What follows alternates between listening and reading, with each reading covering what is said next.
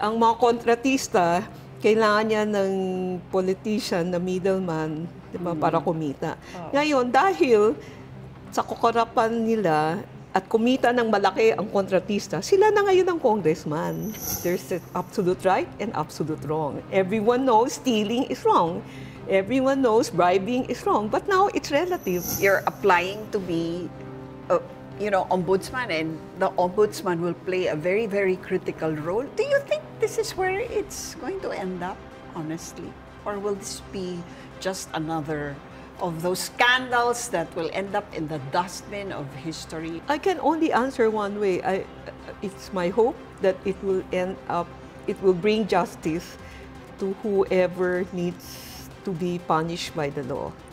No. So, because if I don't think that way, then we are all hopeless. Ang mamamayan lang ang makakasabi kung puno na ang salo. Diba? Kasi sila naman yung talagang naaapektuhan.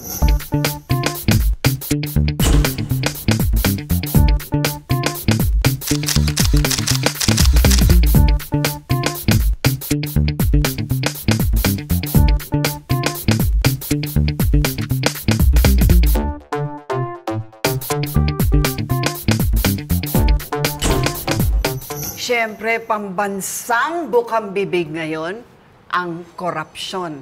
Napakarami ng napangalanan at ganun din karami ang nagde-deny. Turuan na ngayon. Over the years, hindi na bago itong mga corruption scandals. Pero kadalasan, hanggang doon na lang, scandal. Walang nahatulan, walang nabibilibid, at least wala ng plunder. Kasi yun talaga ang tunay na malakihang korupsyon.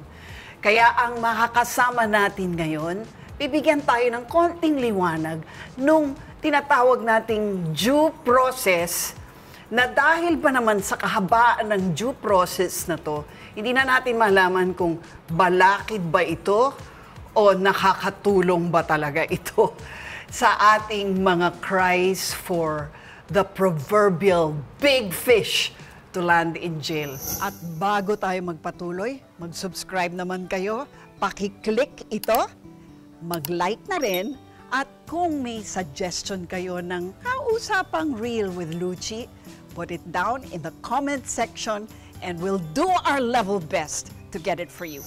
Walang iba kundi ang dating hepe ng Bureau of Internal Revenue, nako, isa pang napaka-kontrobersyal na ahensya ng gobyerno, si Kim Henares. Hello, Kim. Welcome to my vlog and thank you for being here to talk to me about corruption. Thank you for inviting me to participate in your discussion. Okay, and for the record, as we interview Kim right now, isa siya sa mga aplikante for the job of ombudsman.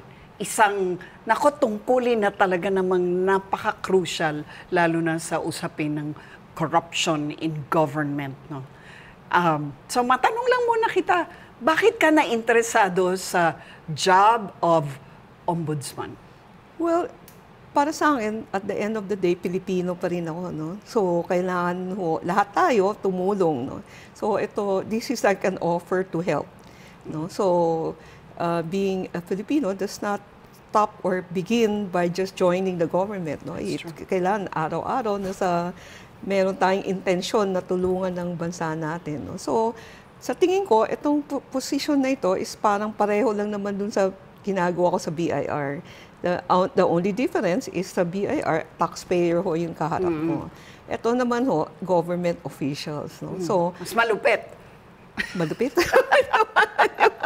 Ibig sabihin, because they're powerful.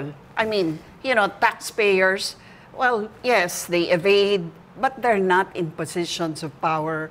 They're not in positions where they can make laws. They're not, di ba, iba kasi. So, mas malupit ito. Nandun na tayo, no? Pero ibig sabihin, di ba kung ganun ho ang pupunta sa isip natin, wala na tayong gagawin. Tama. So, dapat mayroon tayong gagawin, di ba? So, how was your experience with the BIR? Kasi nabasa ko sa isang article, no, na in-interview ka, and this was in 2014. Sabi mo, you have filed over 200 cases.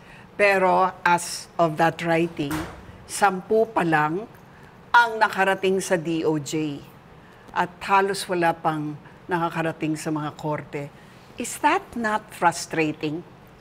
Alam mo, frustrating yan sa mga tao na nagtatrabaho, no? Pero wala ka naman magagawa, no?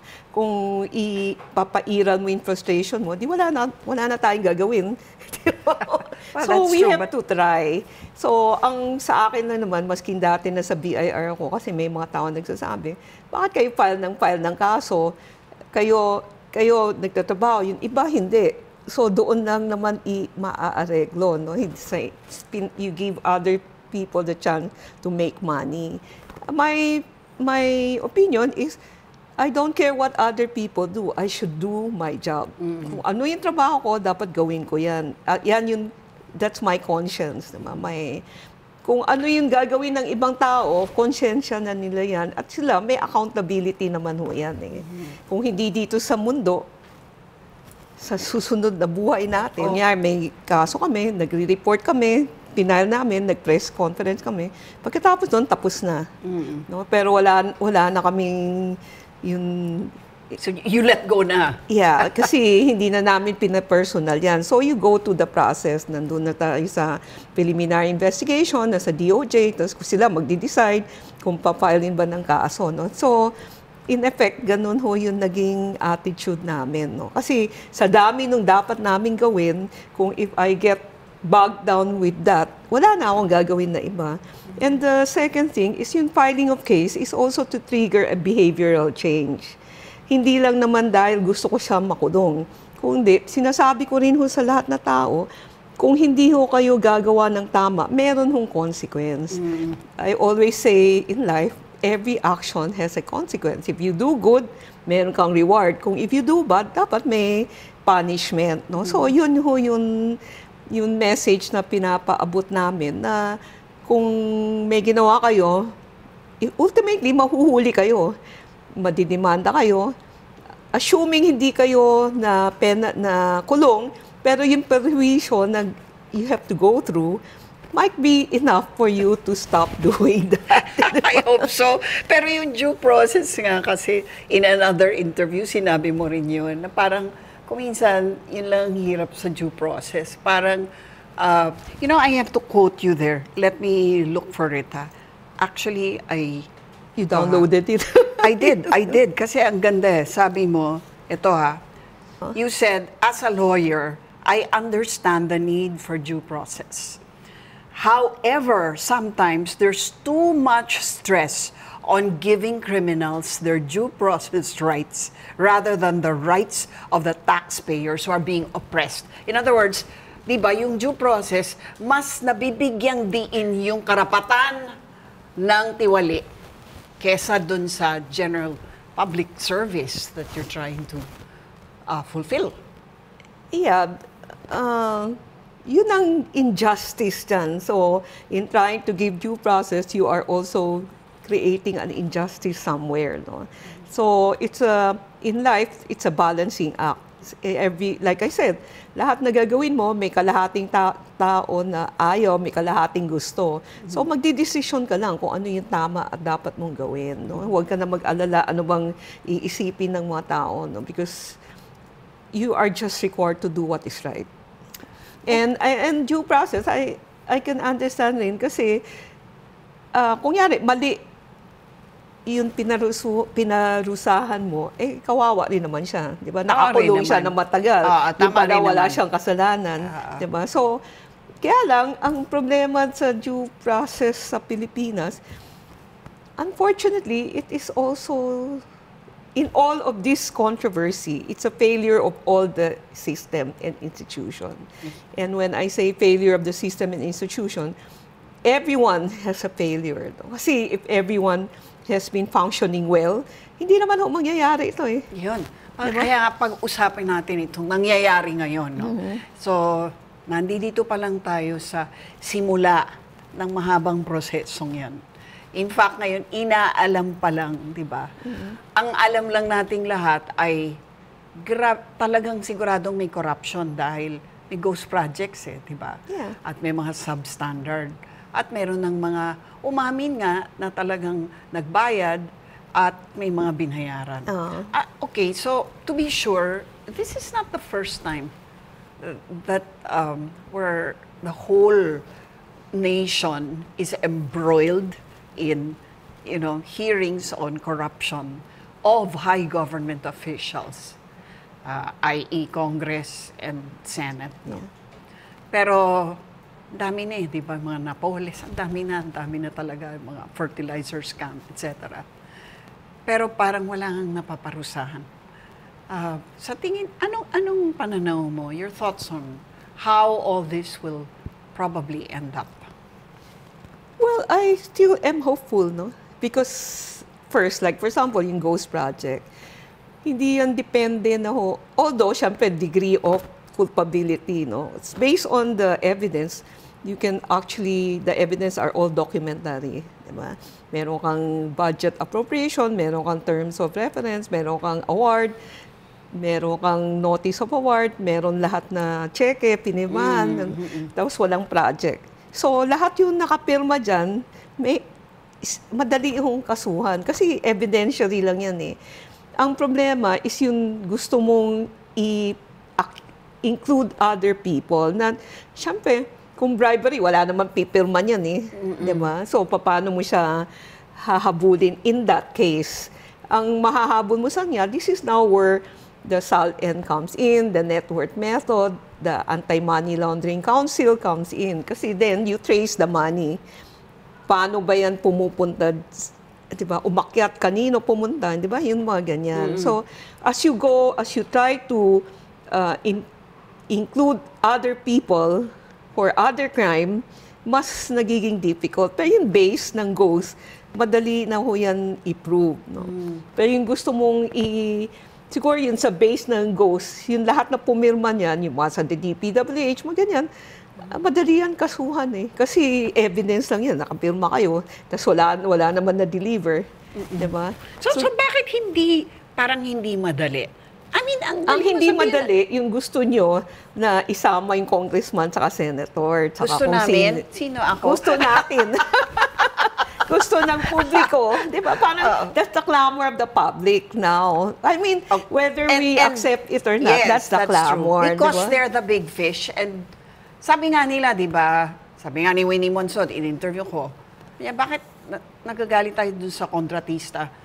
Diba? Yung kontratista, ano yan? Lahat sila may kasalanan. Oo. Lahat sila dapat magalit tayo sa kanila. Pero hindi sila yung big fish na gusto natin Kaya nga. Pero ibig ko sabihin, pag umaakyat tayo sa mas malaking isda, mas mahirap ipruebahan yan. No? So, yun yung difficulty. Pero yung crime na, yun nawala yung pera. Kasi, ang ano niyan is, wala ka naman dineliver, balik mo yung pera. Ganun lang kasimple, dapat, no? Oo, mayroon kayong dapat i-build.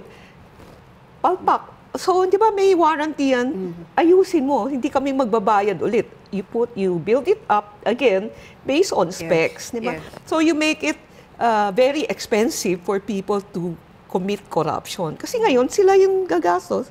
Di ba? Saan sila kukuha ng pera? Diba? Part of the penalty is restitution. Returning what you got. Right. Yes, so alam na rin natin na wala namang nababalik, no? Pero hindi, I guess ang ultimate question nga is, if the system was that simple, how is it that we're not able nga to bring the big fish behind bars? Is it because catching the big fish is not that simple? First, catching the big fish is not simple. Second, no matter what law we impose, what law we adopt, what institution we design, it is still run by people. So if the people itself does not have values or wrong values, then the system will not work. So at the end of the day, if you look at our institution, it seems like it's a judgment call on us as a people, that we as a people seems to have lost our values. Diba? Parang for me now, we have lost the values of our ascendant. Our parents, di ba? When we were younger, it's simple. There's an absolute right and absolute wrong. Everyone knows stealing is wrong. Everyone knows bribing is wrong. But now it's relative. Diba? It becomes situational, depends on where you are, when it should not be like that. A wrong is still a wrong, a right is a right, right? So, in that sense, tells us what kind of people we have become. What kind of people have we become? We have become very materialistic, transactional, diba? And we have basically lost our moral compass of what is right and what is wrong, diba? And we as a people don't want to work hard. And like I always say, to achieve something good, you have to work for it. Because achieving something bad is easy, but you want something good to happen, you have to work. You have to invest time, you have to invest effort, you have to sometimes sacrifice your own comfort, diba? Like for example, businesses will always say there's corruption and all these things, and diba? But what do? In their everyday life? They give get bribes. caught up in the system, yes. Yeah, they give bribes, and then when it becomes so scandalous, like now, they come up with statement. So what's the use of a statement? Diba? If you had not allowed it to happen, it would not have happened.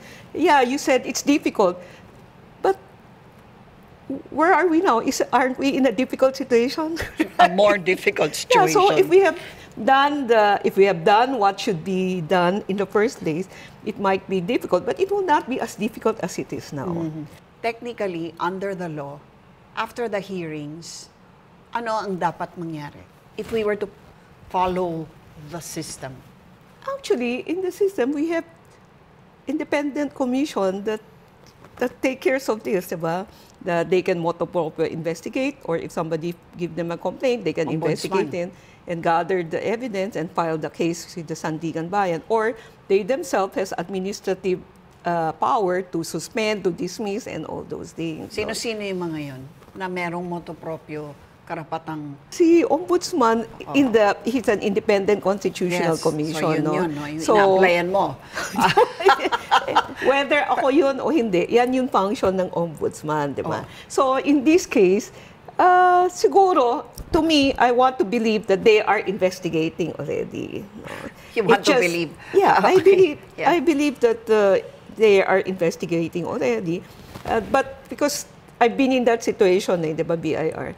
If there's something, we investigate, but we cannot tell anyone.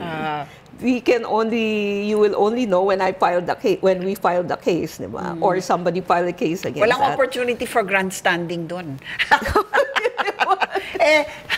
Kaya hindi nakokopera. Pero may confidentiality clause kasi. Di ba? Okay. Hindi ka pwede hindi talaga pwede. Kundi mape-penalize ka, di ba? So, I guess yung question nga is, bakit laging sa Senado or sa Kongreso, yung mga investigations wala naman problema na yan kasi may oversight function sila eh. So may oversight function sila, lalo na kunyari sa budget, di ba? Kasi sila rin nag-a-approve niyan, di ba? Good that there's a lot of people who calls attention to certain things, di ba? Yes. Kasi can you just imagine in Ombudsman's going to guard 1.2 million government officials? Hindi naman niya magagawa yan, di ba? He's not in every place, everywhere. So, having a lot of people as their eyes, including the public, congressman, senator, helps the Ombudsman prioritize what it is that they should be doing. So, for me, having Congress and Senate do all these hearings, that's not a problem. It's just you have to pick it up, and then you have to make sure that yung evidence na pinipresent doon, yung evidence na pwede mo i-submit. I-admit sa court. So anong logical next step nitong mga hearing sa Senado at sa Kongreso? I'm At sure- magkakaroon pa ng independent commission, di ba? Actually, di ba, naumpisa na nila Secretary Vince Dizon saka ni Chairman COA, nag-file sila ng complaint sa Ombudsman eh. Di ba? So from there, di ba, parang that's also one of the fruits of all these things, right? So at the end of the day, ang sinasabi ko lang, if you look at the template, it seems like everything will have to go to ombudsman for them to Ultimately. file the case. Okay. Ngayon, pag-uusapan natin yung... So, dapat dito, sinasabi mong logical next step would be magsasampa ng kaso kung sino ang dapat magsampa ng kaso, no? At isasampa yon sa ombudsman. Magko-complain or sa sa Sandigan mga Bayan. DOJ. O, Sa Sandigan Bayan. kasi Kung si government, Ombudsman, sasampa siya sa Sandigan Bayan. Based on this mga case, no? Kasi sa laki at sino yung involved, most probably lahat yan Sandigan Bayan. sa mga government officials. Kasi yung jurisdiction ng ombudsman is on government official eh. Okay. Ngayon, kasama yung private sector kasi kasama sila sa transaction. Yun. Ngayon, ito ang tanong nga dyan. Bakit, sa pagdating sa Sandigan Bayan, anong basa mo sa maaaring mangyari doon? Kasi unang-una, bukod sa napakatagal ng proseso at abutin talaga ng taon at magpapalit na rin ng mga senador o mga congressmen at kung sino pang mga government officials na yung iba magre-retire. Parang doon pa lang, hindi ba parang nagkakaroon na ng injustice, di ba? Sa delay pa lang. And then not only that, sa tagal din ng panahon, pag wala na sa pansin ng mga media at hindi na pinag-uusapan, nagugulat na lang tayo na biglang nare-reverse ang mga findings. First, tingin ko, syempre kailangan maganda yung final mong kaso. Kasi kung hindi maganda at hindi maganda yung hindi tama yung ebidensya, syempre that's the ground for yung hindi mo naman pwede i-expect yung Sandigan Bayan na mag-decision in your favor, diba? So, yun first. May obligasyon ho yung sino ho magpa-file ng criminal case sa Sandigan Bayan na siguraduhin niya yung ebidensya will hold water at admissible. At walang magagawa ang Sandigan Bayan kung hindi mag-decide in a certain way. Kasi kung minsan, let's admit it, there's also some people who will file a weak case so that it will get dismissed. Para Sinasadya. may double jeopardy, di ba? So, kunyari, may final kang kaso, you water it down, then you bring it to the court, and the court said you're not guilty, so wala ka na magagawa kasi double jeopardy. So, marami hong taong may responsibilidad. So, nag-uumpisa yan sa pag-prepare ho ng kaso. So, ang ano lang ng mga independent task force ng Senate, ng Congress, is yung mga ebidensya niyan, kailangan i-filter na ito yung admissible, ito yung matibay na ebidensya na mako-convict yung tao na yan. Kailangan may filtering, meron ka pang gagawin, kailangan certified true copy, mga ganon. So to make it admissible. Kasi yung admissibility sa Senate, Congress, iba naman yung degree, yung kung kailan sila admissible doon. No? Tapos nun, sa Sandigan Bayan, then you have to have hearing. Then also, the hearing, kailangan yung nag-file ng complaint, tututukan rin yan. Kasi kung hindi siya nag-a-appear, the inordinate delay, madi-dismiss. Di ba? Haba nga eh, no? No, kasi... So it's also possible nga na to deliberately delay all of these Yeah, it's also judicial possible. process. So, that's why I was also saying in my interview, I'd like to depend on documentary and electronic evidences. Kasi? No? Kasi I want to don't depend too much in testimonial evidence. Kasi yung testimony, pwedeng magbago ng isip yung tao, ayaw na niya mag-testify. Pwedeng bigla siyang namatay o bigla siyang natakot, diba? Babaliktad siya. Pero kung hard yan, document, picture nun ghost project na wala naman project, diba? So, walang magre-recant. Ito na ho yun eh. So there's a of quality of evidence and what kind of evidence you want to depend on. Okay, ang problema lang dyan sa sistemang yan, ang malamang mahuhuli lang yung mga kontratista, hindi ba? Parang mahuhuli ba yung proponent? Yun yung laging ginagamit ngayon na word, di ba? Kasi yung mga kontrata may mga proponent Alam mo, kung titingnan mo yung political landscape natin, dati, wala namang kontratista na sa Kongreso eh. Diba? Ang mga kontratista, kailangan niya ng politician na middleman di ba, para kumita. Ngayon, dahil sa kukurapan nila at kumita ng malaki ang kontratista, sila na ngayon ang congressman. So, ibig ko lang sabihin, yung mga politician rin, they should also be, they should be aware. Alam nyo, yun sa ginagawa nyo, pinapayaman nyo isang sektor, sa huli, mawawala kayong lahat dito. Kasi sila na mismo ang magiging politician. Diba? So, di ba, parang dati, yung mga politician, yung mga kontratista, kailangan ka dumaan sa akin. Ngayon, dahil yumaman lahat ng kontratista, sila na ngayon ng politician. So, unti-unti, mawawala yung politician, yung talagang pure politician, di ba? Unless yung politician maging kontratista rin. Diba? Is that what you... Diba, parang nakikita ko ngayon sa nangyayari sa political scene, gano'n yung nangyayari. Diba? Okay, so, paano natin pipigilan yung flow ng politics na gano'n, no? Parang doon na nga nagpunta. That's where I said, as a people, that's the value of the people, diba? I can understand people are poor, that they diba, may alok na pera, so tatanggapin nila. Pero, yun nga, para sa akin, kaya ang gobyerno nandyan is para tulungan yung mahihirap.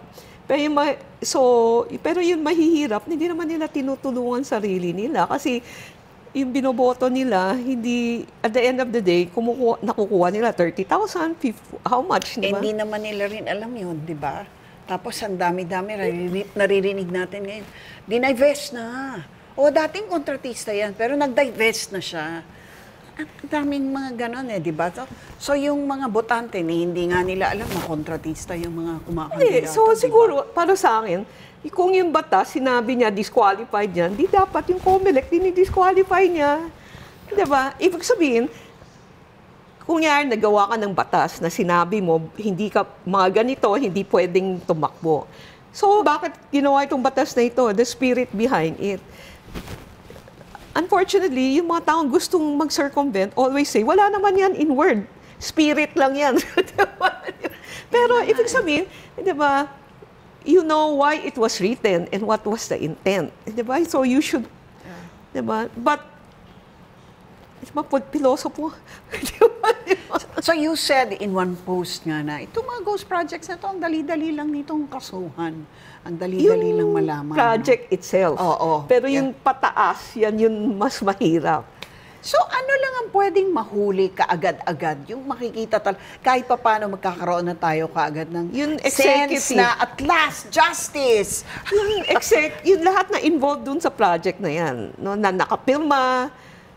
Kasi yan, you cannot refute it. DPWH yan, tsaka yung mga district engineers, di ba? I mean, I suppose, kasi yun lang ang mga nakapirma. Dahil yung congressman naman, yung proponent, so, hindi naman yun nakapirma, yan, di ba? So, I guess, ang hinahanap ngayon kasi ng tao, syempre, yung sinong makukulong na congressman. Ito ngayon ang issue, di ba?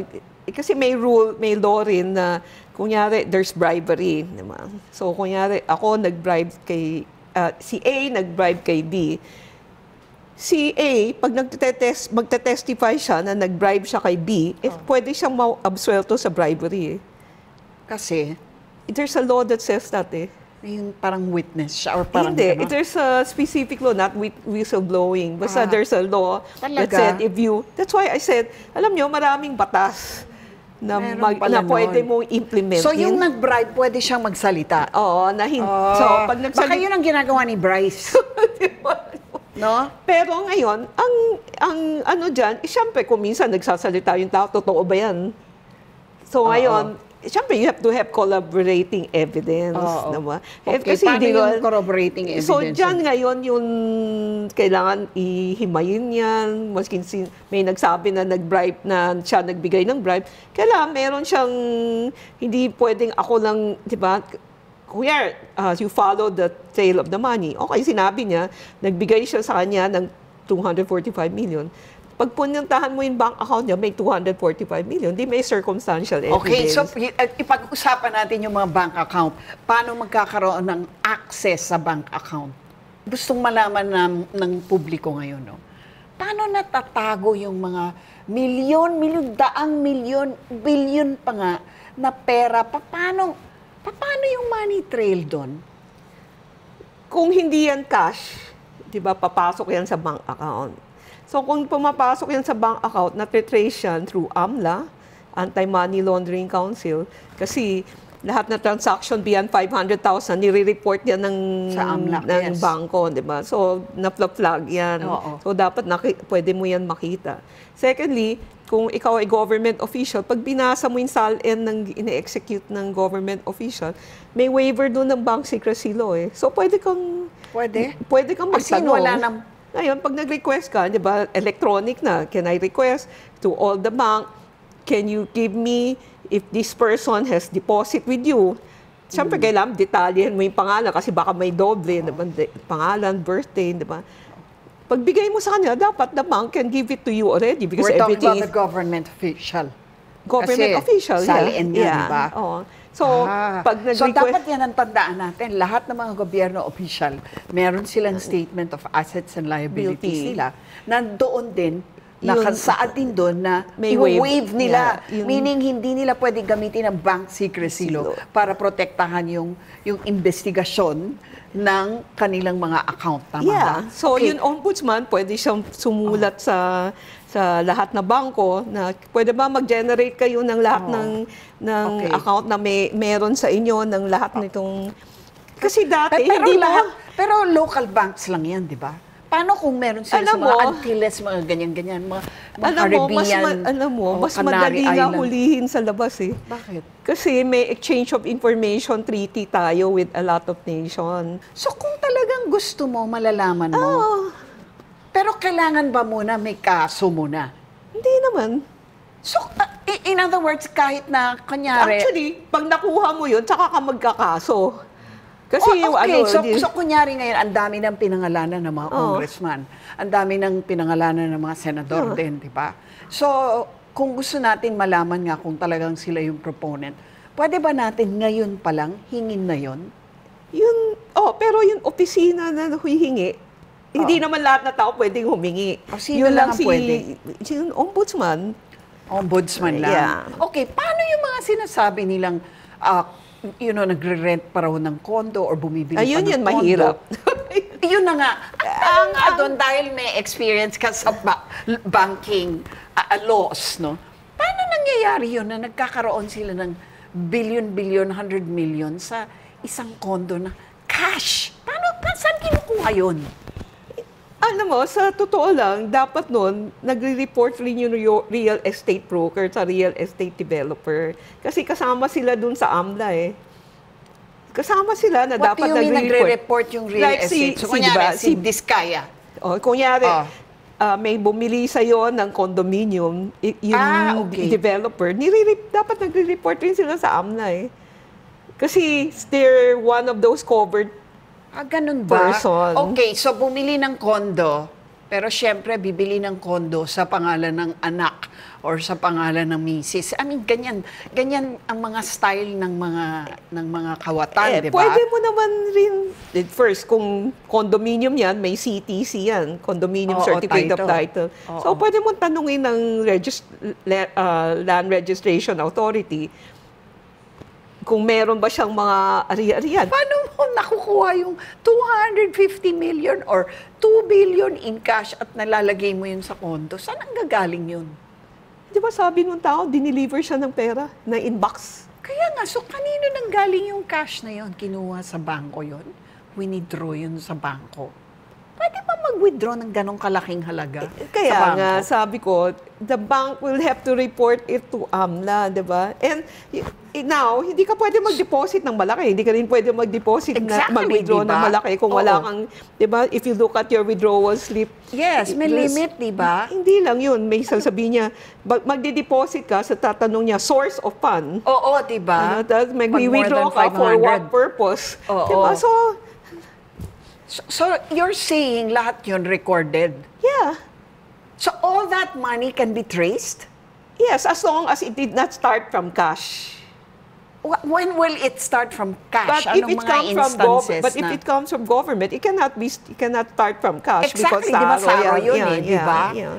So in other words, yung SARO nung binigay, in-encash para makapagbigay sila ng mga 25 million, 40 million, whatever. Pero pag nag-encash ka, kailangan may record pa rin yan. So, okay. So, yun yung konsuelo natin dito. Parang traceable lahat yan. Kung Yeah, tutuusin. supposedly. This is what I meant. Everyone is as guilty and everyone can be as helpful. Diba? If we really want to get down to the bottom of this and prevent this, everyone should help. Diba? Because nothing will happen if Yeah. hindi naman ito mangyayari kung walang nag-enable. Oo. So, Okay. diba? At kung gusto natin huminto ito, dapat lahat tayo tumulong. Diba? And that include big businesses because banks are big businesses. What about yung mga congressmen na? Basta Mga naging congressmen na galing sa pagiging kontratista na ngayon sinasabi nag-divest sila. How easy would it be to nag-divest na raw sila? Like sila Zaldico. Kung may divestment yan, meron ho yan tax. Okay. May binayaran kang capital gains tax kasi binenta mo sa kanino, di ba? So secondly, yung divestment, kailangan to a third party, hindi yung asawa mo, anak mo, kapatid mo. Nasa batas ba yan? Di ba kasi you're within the fourth degree of consanguinity and So, nasa affinity. batas yan, Yeah, di ba? diba? So, if you really, really want to catch a thief, how much of an effort will you have to put into it? Of course, there's a lot of effort. Realistically, yeah. Of course, there's a lot of effort. And how much time will it require? That I do not know. It depends on the circumstances. It depends on a lot of things. Then the other thing is, I think the first best thing that there should be a law that will allow you to freeze their asset. Yun ang una, no? Yeah, because those assets are the one that's going to fight you. So you should remove that weapon, di ba? It's true. Tsaka yun yung babawiin mo kung sakaling kailangan dapat may babawi. Yeah, tsaka hindi. suppose. Tsaka parang war yan eh. So kailangan alisin mo yung weapon nila. Ano ba weapon nila? Pera. So kailangan ma-freeze yun. So, okay, so that's where you're standing now. You're applying to be ombudsman, and the ombudsman will play a very, very critical role, especially in regard to what's happening now, yung corruption scandal na to, which we hope really will come to a satisfying conclusion, meaning talagang get those thieves out of power and behind bars. Do you think this is where it's going to end up? Honestly? Or will this be just another of those scandals that will end up in the dustbin of history as, wala lang. I can only answer one way. It's my hope that it will bring justice to whoever needs to be punished by the law. No. So, because if I don't think that way, then we are all hopeless, right? We're not yet hopeless. If I say na hindi sa akin ang tingin ko meron mangyayari. Kasi Tingin mo, kung bakit? Kasi kung sa isip ko walang mangyayari, parang nag-give up na ako sa Pilipinas, di ba? Hindi pa ako nag-give up eh. but that's convincing yourself that, di ba? Hindi, tsaka ibig sabihin, siguro naman, sa laki ng nawawala, tapos marami tayong mahihirap na mamamayan. Siguro naman, there's a tipping point na nagtitip na, pwede ba, hinto muna itong lahat, gumawa naman tayo ng tama. Sa Tagalog, puno na ang salop. Puno na ba? Tingin mo? Ang mamamayan lang ang makakasabi kung puno na ang salop. Diba? Kasi sila naman yung talagang naaapektuhan. Ngayon, kung sa feeling nila, hindi. Wala naman ho tayong magagawa. Sila yun may, diba ho? Pero kung sinasabi nila na pwede ba tama na yan, na gawin na nyo yung tama, diba? Then, there's a way forward, no? And I still think that our people has come to that point or will come to that point, no, because it's already affecting them greatly. Sa tingin mo kasi, anong klaseng, saan nagsisimula yung spirit na tinatawag mo ng fight against corruption? Well, I guess dapat sa umpisa pa lang alam ng administrasyon ano ba gusto nilang gawin, no? By administration, you mean the president? Malacanang. Yeah, by whoever the president is, no.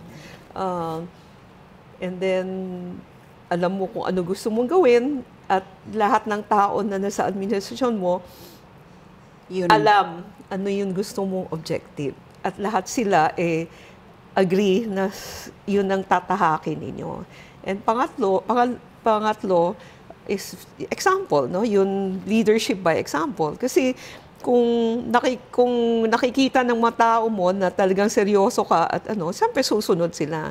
Kung nakita nila na nagnanakaw ka, sila rin magnanakaw rin, di ba? Kasi yun yung palati kong sinasabi sa mga negosyante. Kung magnanakaw ka sa pagbabayad ng buwis, alam mo, yung mga tauhan mo, ninanakawan ka rin. Kasi hindi mo alam. Kasi lahat sabay-sabay kayo nagnanakaw, di ba? So, yung leadership by example, di ba? And fourth, aside from leadership by example, you should have the political will to support your people who agrees to walk with you, no? Which Pinoy did, no? So, of course, nobody's perfect, no? But if you can do this, diba, then your people also, the people under you, will also walk the extra mile, diba? Kasi nakikita ko nagsasakripisyo yung boss ko, dapat ako magsakripisyo rin, diba? So, yun kailangan maliwanag, di ba? Ang nakikita ko, like I'm with BIR, the reason na hindi nakakasunod o hindi nagtatrabaho ng tama mga tao, kasi hindi maliwanag sa kanila kung ano dapat nilang gawin.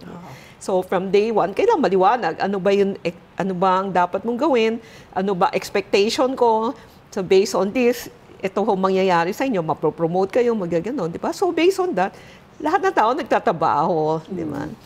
So tingin ko, yun rin ho yung kailangan naging maliwanag, ano ba yung gusto nating puntahan. Di ba? Yun. Okay, so sa tingin mo, what lessons will all of us, each one of us, wherever we are, be learning in the wake of this current spate of corruption scandals of highest people in government? I hope we learn to love our country. Because I think at the end of the day, we don't have a concept of country. I always say we have a concept of region. No? When we go out and talk to people, Ilocano ko, Cebuano ko, Bisaya ko, but you don't say you're Filipino. Diba? Kulang yung concept ng nationalism, ng sense of nation. No? So, kung wala kang sense of nation, wala kang malasakit sa bansa mo. Kung wala kang malasakit sa bansa mo, lahat ng nangyayari to, okay lang. Diba? So, so I think it should start with, you should have a sense of being a Filipino. Social media, do you think social media now is detracting from or helping? I always say social media is a neutral device. It's like the gun. It's neutral. It's neither good, neither bad. It becomes bad because you use it for bad. It becomes good if you use it for good. Like money also. Di ba? Money is neutral. Hindi naman dahil nagiging masama lang yan kasi ginamit mo sa masama. Ginamit mo sa mabuti, okay. Di ba? Social media is the same thing. Na kung gagamitin mo yung social media to amplify good messages and influence people to have good values, then it's good. But if you use it to amplify fake news and do all these negative things, then it's bad. So for me, unfortunately lang, parati kong sinasabi, madali gumawa ng masama, mahirap gumawa ng mabuti. So, diba? Kasi gumawa ka ng masama, may return na pera. So gumawa ka ng mabuti, mas mabagal yung return ng pera kung meron man. Diba? So how does the ordinary Filipino use social media? I guess yun yung tanong. Yeah, but what I'm saying is that even the negative in the social media, you can turn it around into a positive. Like for example, diba, it's dahil sa flaunting, ostentatious display of wealth. Kaya nagagamit yan ngayon. Na-trigger tuloy, na-trigger. So, diba? So, something that's very negative, you can turn it into a positive if you want to do something. No? But for me, that's already after the fact. It's not enough to complain. You should do something, di ba? Oh, which brings the question back to you, no? Yeah. Parang you're already retired.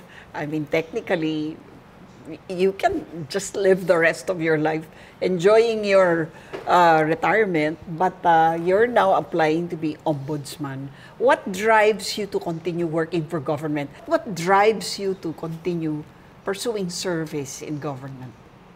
Well, I guess, you know, if you see the Philippines, you will feel sad because we should be there among the top with all the resources we have, with all the people we have.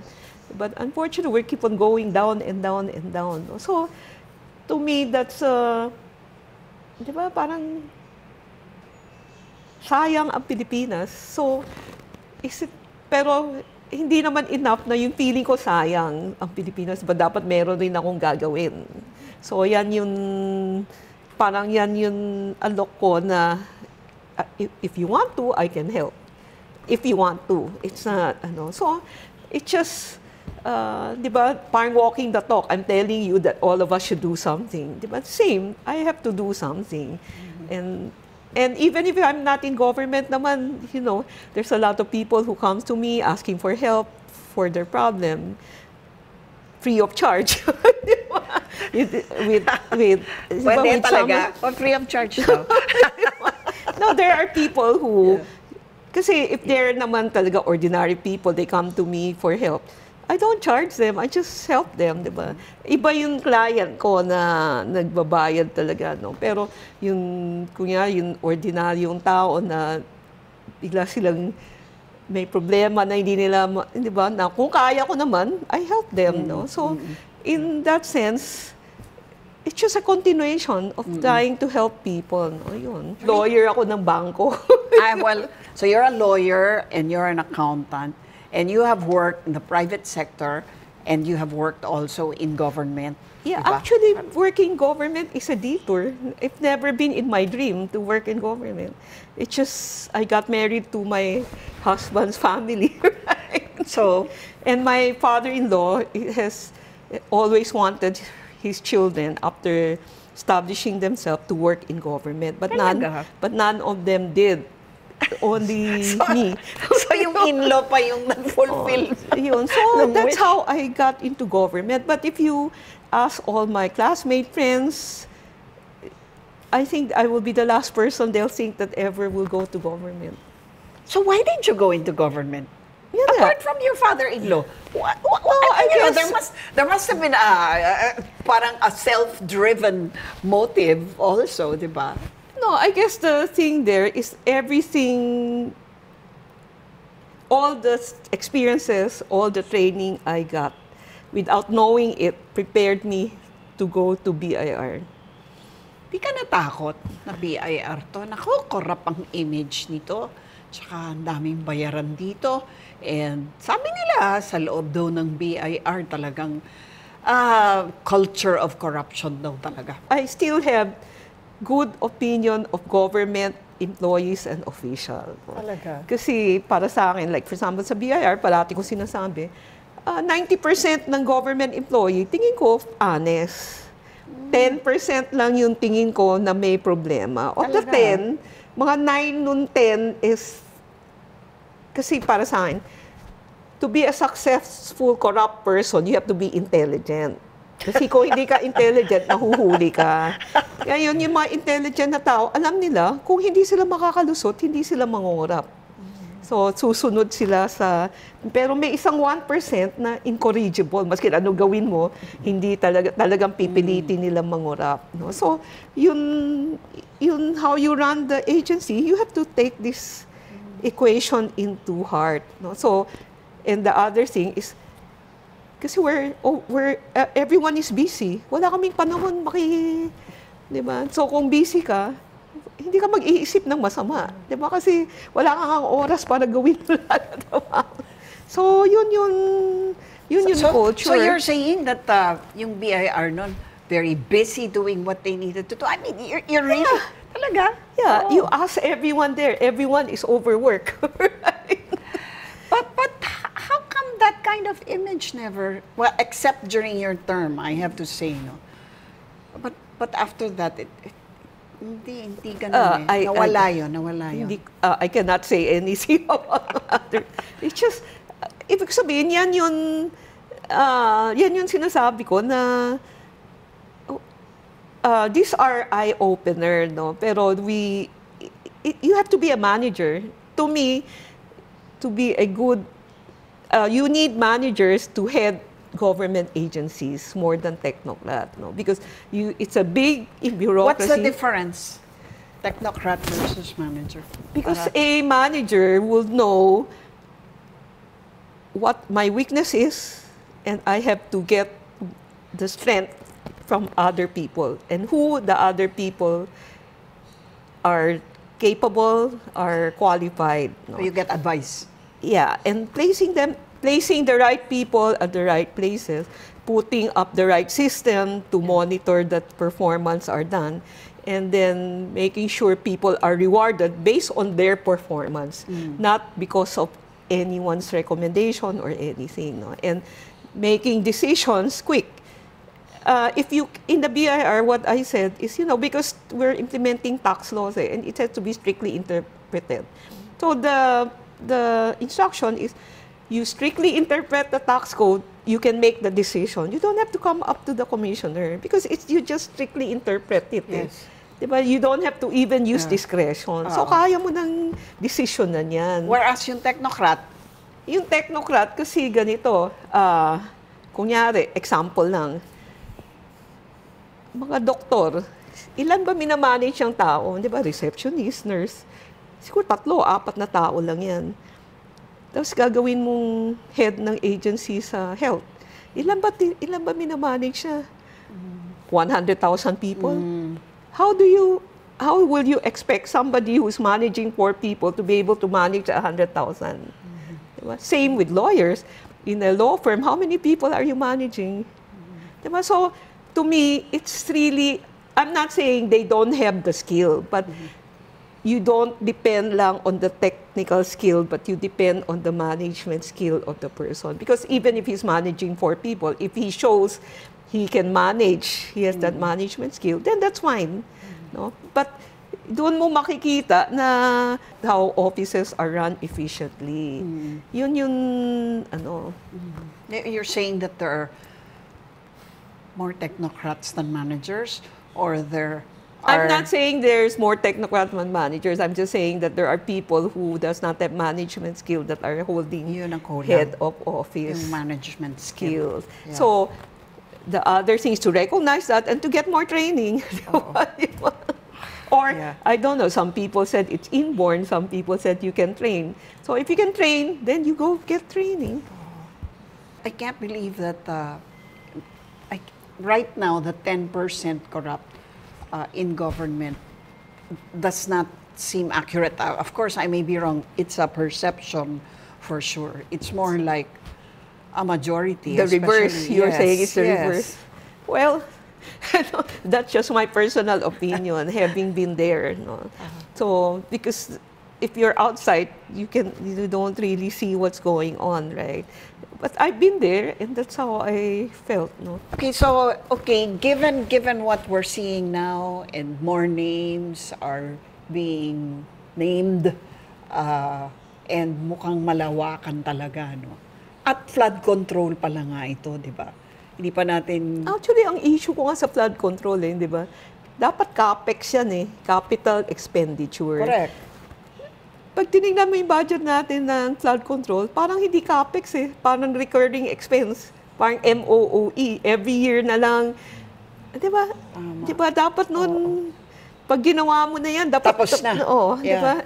Hindi yung paulit-ulit. it appears in our... So what are you saying? Why is it No, that for way? me, ever since, that has been my question. Why are we having flood control every year? Di ba, shouldn't we, after we build this, kasi it's a CAPEX, capital expenditure, dapat tapos na yan. Dapat nun nasa ibang lugar ka na. Yun na nga, bakit nga napunta sa ganito? Na So, parang, hindi ko parang siya... it's, para bang hindi matapos-tapos ang paggawa ng mga flood control project. Parang ganun yung impression nga, no? Every year na lang, meron daw flood control. Ano, ayan. Tsaka secondly, may kasalanan rin tayong lahat. Bakit ba tayo tapon ng basura? Eh, maskin anong flood control gawin mo, pag tapon ka ng tapon ng basura, talagang babaha tayo, di ba? So, yun. Kasi hindi nangongolekta lagi yung basura. So, mabalik tayo sa LGU. At dami natin problema dito. Tapos, wala nga pera pambili ng mga garbage cans na talagang nakasegregate.